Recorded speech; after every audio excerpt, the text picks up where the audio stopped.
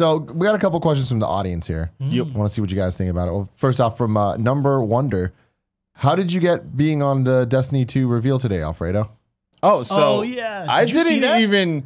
So here's the thing. So they were like talking about and showing like all kinds of gameplay and whatnot, and then you know they bring on the next presentations like about social, and Jack and I were like, all right, this is our time to catch up on social media and shit. And then all of a sudden, like Greg tweets at me, and it's like, oh, my boy Fredo, and I was like, what? Like, what is this? He's at the Destiny event. Like, I don't understand. I'm like, what this means. I'm thinking. I start going all over Twitter, thinking like, or like, I start paying attention to the screen, thinking like, oh my god, they're gonna announce like cross saves between like PC and PS4. Oh my god, I'm gonna shit my pants. And then everyone started tweeting that. Yeah, like, I tweeted it too. I had a picture. Yeah, Sean did too as well. This giant picture and just me going, yeah. I don't even know how they found that picture. It was a picture at E3. I think it was, when I was doing with you guys, the E3 kind of funny E3 stuff. 2 years ago. Yeah, it's just a photo of you with 3 like Guardians. Cosplaying, yeah, Warlock, Titan, Hunter, and I'm just like, fuck yes.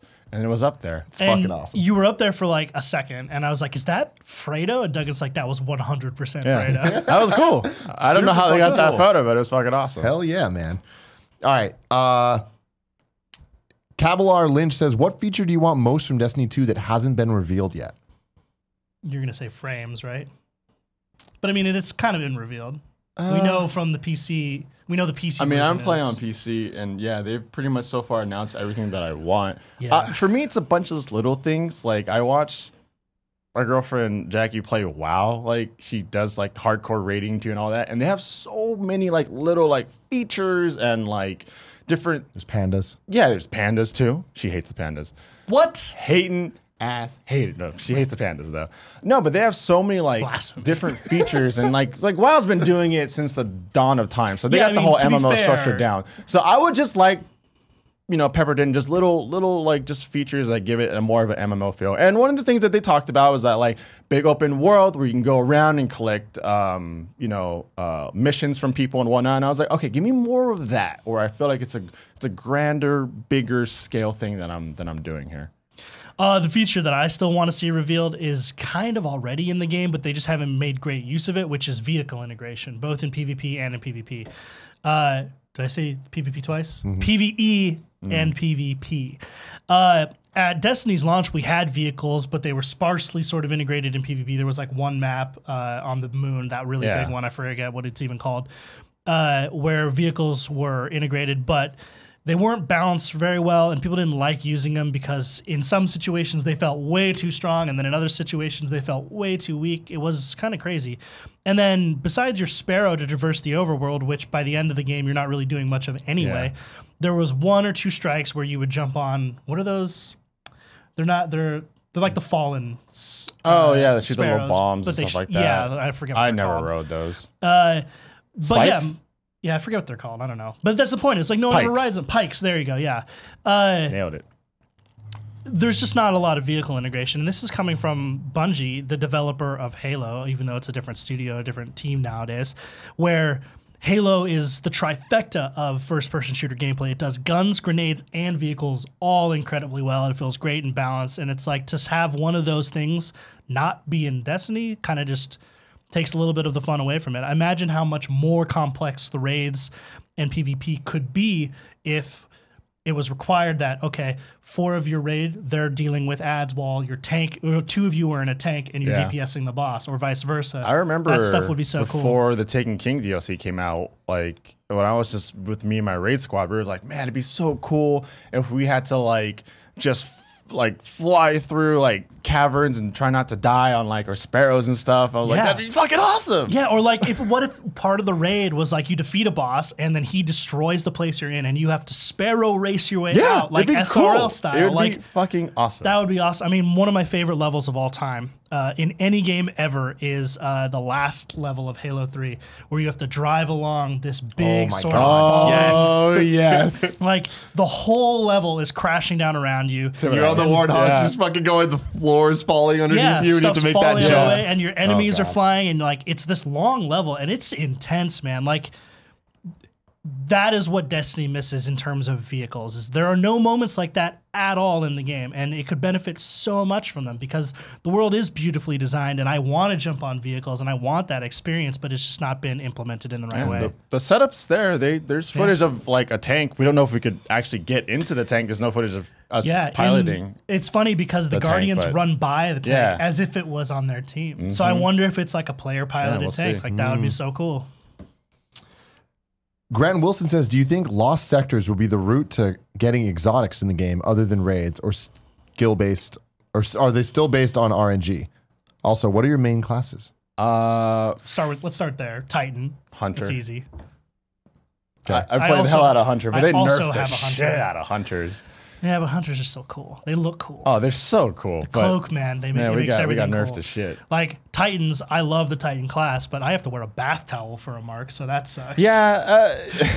Like, I don't look cool. No, so like each class has a specific like class item, I guess. Artifact, yeah. Well, they have class specific artifacts and items. Yeah. Yes. So Hunters have like a cape, right? The Titans have like a little sash. They get their like E-Honda on. Yeah, they have like a little sash. Okay. Yeah, some of them are like right down the middle, and those are the worst. Yeah. Because sometimes they're the best items. Oh, it sucks.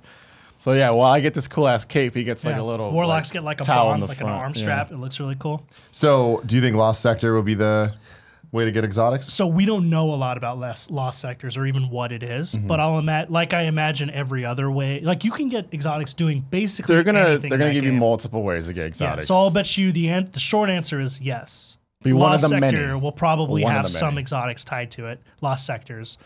What I'm really hoping is that like lost sectors are areas or places that have like a puzzle on the inside of it. Remember, did you play Wrath of the Machine? Yeah. Where there's that hidden exotic within the puzzle where you have to decode the binary and stuff. Oh, and it yeah. took weeks for people to figure that Forever. out. No one even knew it was there.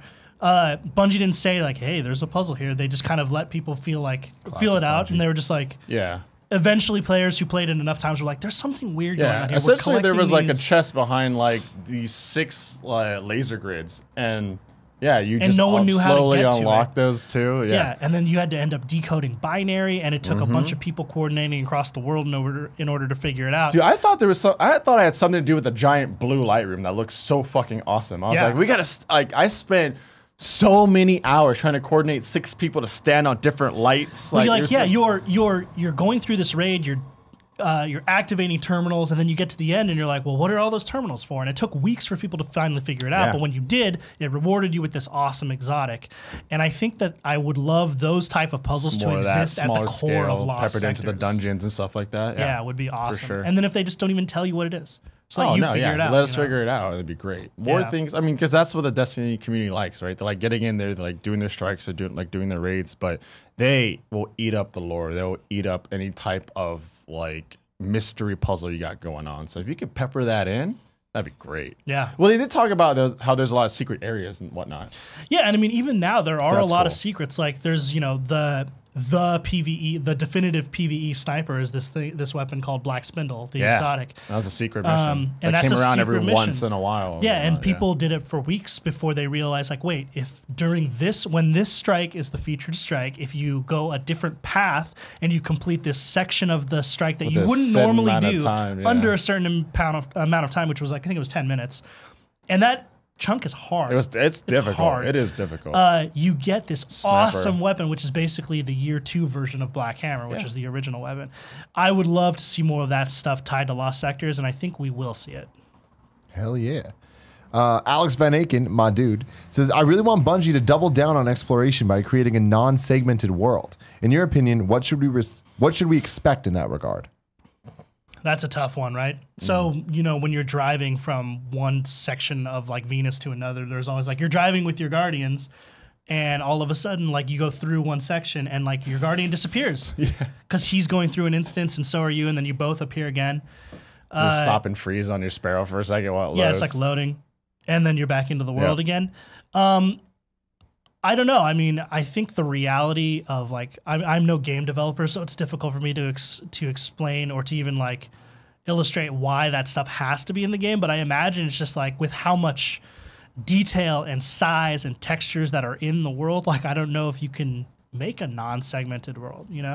Like if you could make a Destiny world that was like the size of, or if like one of the zones of Destiny was as big as Breath of the Wild, like all of Hyrule and Breath of the Wild, It's ambitious. it would be awesome. But Breath of the Wild, like, they have to tone down the textures and the detail and the resolution, and they do so masterfully because it fits into a particular art style, which still makes the game look beautiful. But from a technical perspective, like, that's what you have to do in order to get that world working all as one level.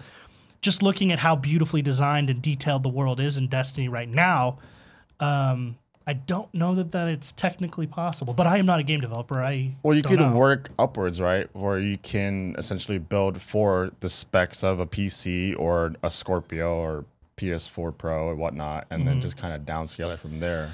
The other thing is I'm currently producing this month's IGN First, which is Darksiders 3. I don't know if you guys are into that, but it's a beloved sort of cult classic favorite franchise, a Zelda-like.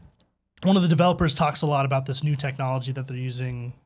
I guess it's not maybe that new, but games have been using it for a while, but they've really streamlined it, and it's called level streaming, where based on where your character is in an open world, the game knows where you're going and loads that next section of the map into the game's memory before you get there. So while you're technically loading into a new zone, you never go on a loading screen.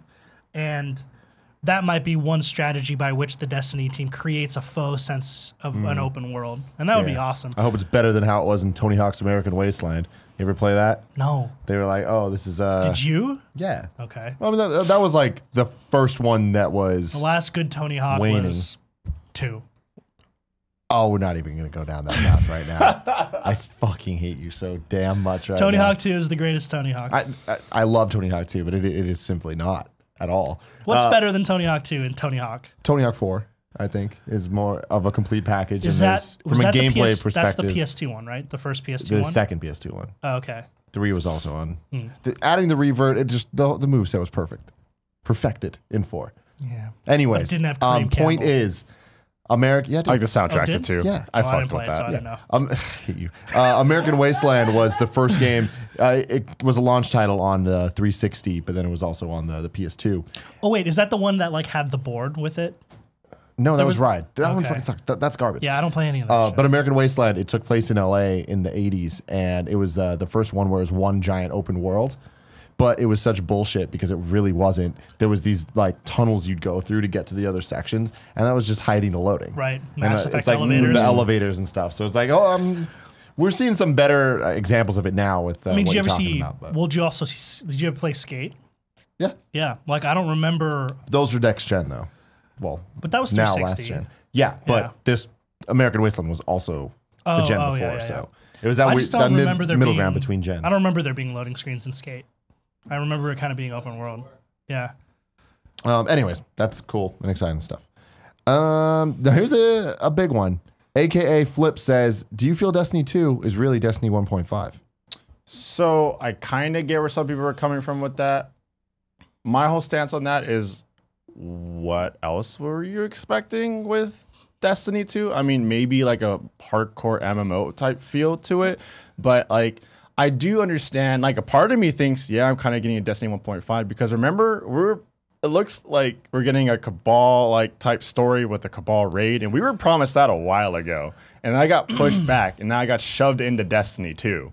I mean, okay. Or some aspects of it, I guess. I just think that that's such a reductive way to kind of qualify any sequel. Because so, like, what are you really saying when you say, is Destiny 1, or not even take it outside of the context of Destiny, is X game really just X 1.5? Like, what you're really getting at is, like, this isn't much of an improvement, or it's not doing enough to be considered a sequel, which is all relative anyway, right? So, like, my example would be like, does Halo 2 look drastically or play drastically different than Halo 1? No, it doesn't. But I'd argue that like Halo 2 had the online factor that really changed things. Okay, but I mean, just as an example, right? Like, yeah, that's a valid argument, right? Especially because Halo 2, like, is the game that basically innovated Xbox Live. But any other game with sequels, you could make the argument that all of them feel closely related and that the sequels do the core of what the initial game does, but more of it, or in different ways, or better implementations. And if that's a bad thing to you, then I don't know really what you're looking for when it comes to a sequel. So the long and short of it is, no, I don't think Destiny 2 looks like Destiny 1.5. I think it does a lot of new, awesome things that improve on the first game, that make it fully worth my time and money as a fully fledged sequel. Yeah, I completely agree with that. Like, I think Destiny 2 feels like a Destiny 2. Like I said, I still understand where they're coming from. Maybe they wanted different character classes. People talking about HUDs a lot. You know what I it's mean? just like, oh, it all like the HUD looks the same. Which Your car dashboard looks the same. Are you not going to buy a new car after 20 years? Like, Well, it doesn't car make sense. That doesn't, different. like, it just, not a good example. The but worst like- example. But no, I feel what you're saying. every dashboard has like meters on it or a way to read speed and stuff. but Like, now- it doesn't. Battery indicator and mine doesn't. Okay, but he drives a hybrid, so. Yeah, I know. He's got a new car. I have an old car.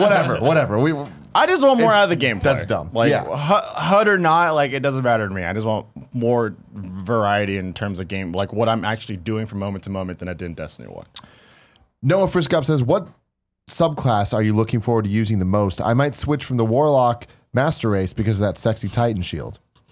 I mean, the Warlock subclass looks awesome too. Captain America. Yeah, Captain It's like- America, dude. So I am super happy as a Titan that I get to play that class. That's super cool. It looks void-based too, based on the color. Yeah, it does. Which is really interesting. I'm really excited to play that because I'm a Titan, but at the same time, I cannot. Dude, that Warlock Yeah. subclass looks fucking Raining down OP. hellfire from the sky, like that looks awesome. Looks awesome. Yeah. I mean, I'm Hunter through and through. I cannot stand the Warlock jump. Like the Yeah, glide. I can't either. It's just like Hunters can just jump and Titans can have like this Well, like kind of boost, and then Warlocks just. I love the glide. precision of the Hunter jump. And then I love like the versatility of the Titan jump. Yeah. And the Warlock jump is Warlock's just so terrible. bad. That's the only thing that will ever keep me from going Warlock Master Yeah, Race is I that hate- fucking jump. I hate the Warlock jump. So I also think I'm gonna Warlocks stick are with Hunter. overpowered just in general, so I'll never play Yeah, one. melee alone. Yeah.